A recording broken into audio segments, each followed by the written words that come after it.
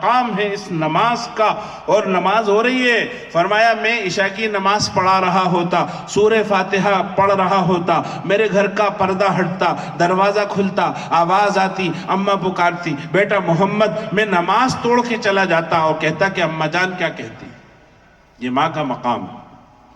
56 سال کی عمر میں آپ اپنی والدہ محترمہ کی قبر پہ بیٹھے ہیں، اور زمین پہ بیٹھے ہوئے، اپنے ہاتھوں کو باندھے ہوئے، سر اپنے پیروں میں ڈالے ہوئے، چھوٹے سے 7 سال کے 6 سال کے بچے کی اتنا تڑپ کے رو رہے ہیں، میری ماں مجھے کیوں چھوڑ کے چلی گئی. قرآن میں جو تعلیم، جو قرآن لے کر آئے، اللہ نے بڑے اہتمام سے دنیا کو نبھا رہے ہیں، دوستوں کو نبھا رہے ہیں، لیکن گھر میں جو ماں باپ ہیں ان کا کیا ہے؟ اور ماں باپ کی کیا قربانی ہے. وبالوالد، جب یہاں پہ میں نے قدم رکھا تو میں نے اسی وقت سوچا تھا کہ یہ بات مجھے ضرور کہنا ہے. وبالوالدین احسانا، بچہ تقریر کر رہا تھا کہ ماں باپ کے ساتھ احسان کرو. یہ سننے سنانے اور کہہ دینے کی باتیں نہیں ہیں، یہ عمل کی باتیں ہیں. کیا قربانی ہے ماں باپ کی، کیا قربانی ہے ماں کی. اللہ خود حکم کرتا ہے کہ اے انسان اپنی ماں کے ساتھ اچھا سلوک کر، کیونکہ اس نے تجھے بہت محنتوں سے پالا ہے. یہ قرآن کی آیت کا مفہوم ہے. کرہم من بعد کرہن، یہ آیت ہے نا، یہی ہے نا کہ ایک تکلیف کے بعد دوسری، دوسری کے بعد تیسری تکلیف ماں برداشت کرتی ہے. بتاؤ سب سے پہلی جو آپ کی خوشخبری ملی ہے گھر والوں کو، وہ کیسے ملی؟ کیسے ملی؟ آپ اپنی تاریخ کے سب سے پہلے دن، جس دن لوگوں کو پتا ہوا کہ اب کوئی بچہ اس دنیا میں آنے والا ہے، جو خوشخبری آئی، سب سے پہلا کیا کام ہوا؟ ماں کی طبیعت خراب ہو گئی. ان کی ماں کی طبیعت خراب ہو گئی، اس کو الٹیاں آنے لگی، اس کا جی مچلانے لگا. ڈاکٹر کے پاس لے گئے، ڈاکٹر نے کہا گھبرانے کی بات نہیں ہے، گھبرانے کی بات نہیں ہے، اب خوشخبری ہے، آپ لوگ خوش ہو جائیے، گھبراؤ مت. تو آپ سب سے پہلے جب آئے ہو، سب سے پہلا کام کیا ہوا؟ ماں بیمار ہو گئی.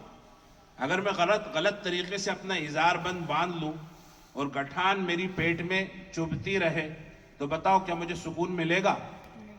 کیسے ہی مجمع ہو، چوراہا ہو، ہم اپنا کمر بند درست کریں گے کھول کر، برداشت نہیں کر سکتے. وہ ایک گٹھان اس ماں کے پیٹ میں پڑی، اور پھر وہ بڑھتی گئی، روز بڑھتی جا رہی ہے، یہاں تک کہ ایک وقت ایسا آیا کہ ماں ہانپ رہی ہے، چہرہ فق ہو گیا، زرد ہو گئی. اسی حالت کے اندر وہ جھاڑو دے رہی ہے. اور 9 مہینے کے بعد جب وہ بچے کو دنیا میں لائی، ڈاکٹر کہتے ہیں کہ 17 ہڈیاں ایک ساتھ ٹوٹ جائیں، اتنا درد اور تکلیف ہوتی ہے. اور اگر مرد کو یہ تکلیف ہو جائے تو مرد کا دل پھٹ جائے گا، مرد مر جائے گا. آپ صبح سے شام تک کسی دن کوئی کام کر لیں، مثال کے طور پہ یہ جلسے والوں نے جلسہ کیا، ابھی جلسے کا سارا سامان سمیٹ کے جب گھر پہنچیں گے، گھر میں کوئی کہہ دے گا ذرا دودھ لا دو چوراہے سے، ویسے ابھی ملے گا نہیں کہ اگر چوراہے سے دودھ لا دو تو کہیں گے کہ دیکھو ہم بہت تھک کر آئے، اب ہمیں کوئی کام مت بتانا.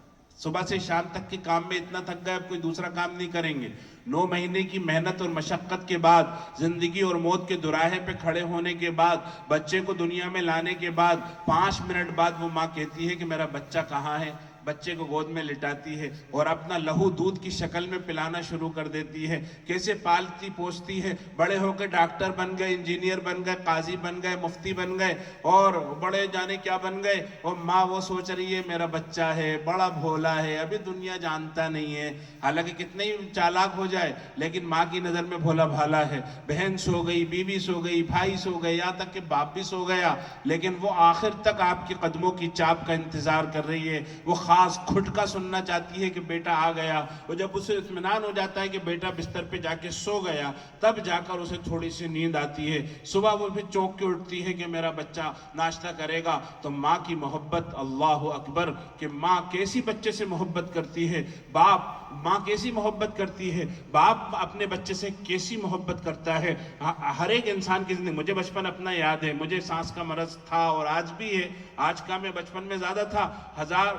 سینکڑوں مرتبہ یہ موقع آیا، باپ نیچے بیٹھے ہوئے ہیں، ماں اوپر بستر پہ بیٹھی ہیں، وہ نیچے سے اپنا کپڑا سینک رہے ہیں، ماں اوپر بیٹھ کے جو ہے وکس مل رہی ہے، قیروتی مل رہی ہیں، اور سینہ سینکا جا رہا ہے.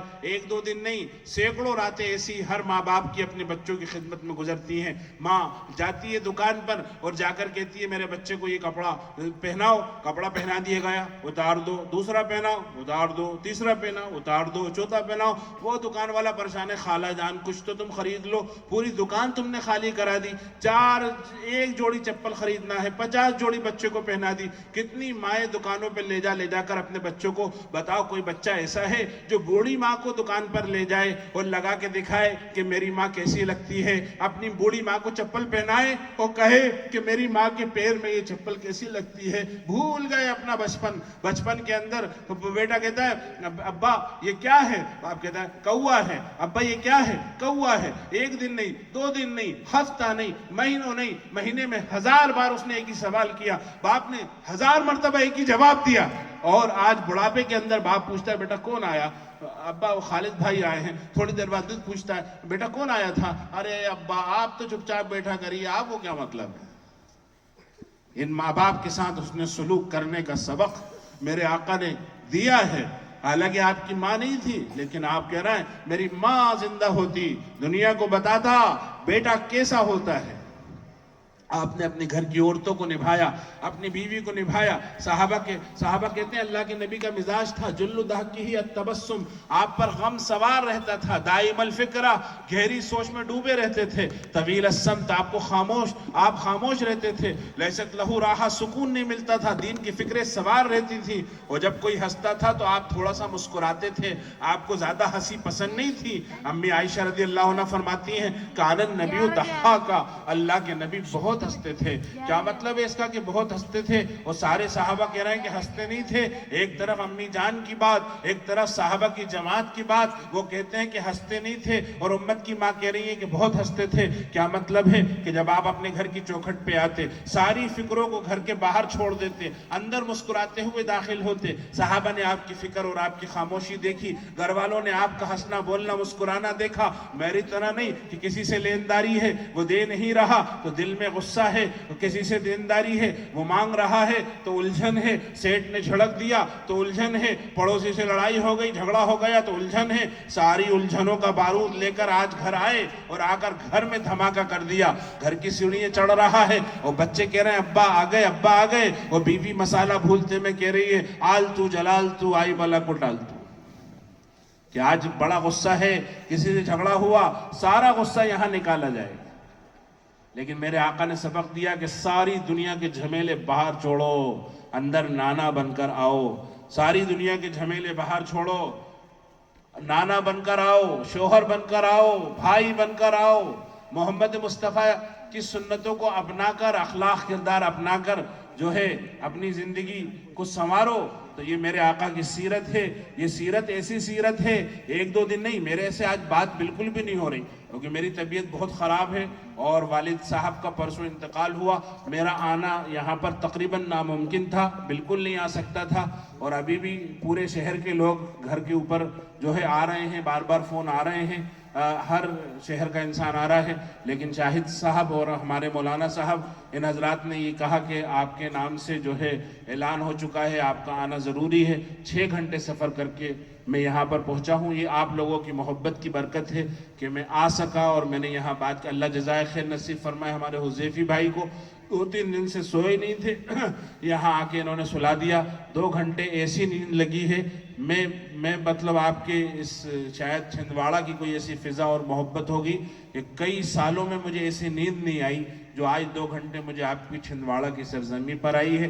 اللہ آپ حضرات کی محبتوں میں برکت عطا فرمائے، اور سب سے اہم بات یہ ہے کہ آپ کو اللہ سے محبت ہے، سب سے اہم بات ہے کہ آپ کو اللہ کے رسول سے محبت ہے، سب سے اہم بات یہ ہے کہ آپ کو قرآن سے محبت ہے، سب سے اہم بات یہ ہے کہ مدرسے سے محبت ہے۔ اگر محبت نہ ہوتی تو آپ یہاں نہیں آتے، اور اللہ کو اگر آپ سے محبت نہیں ہوتی تو اللہ آپ کو یہاں نہیں لاتا۔ مجھے اللہ کی ذات سے امید ہے کہ یہ محبت ہم سب کو انشاءاللہ جنت میں بھی جمع کرے گی، محمد مصطفیٰ کے جام کوثر پیتے میں بھی ہم جمع ہوں گے۔ اللہ ہم سب کو عمل کی توفیق عطا فرمائے۔ وآخر دعوانا ان الحمدللہ رب العالمین۔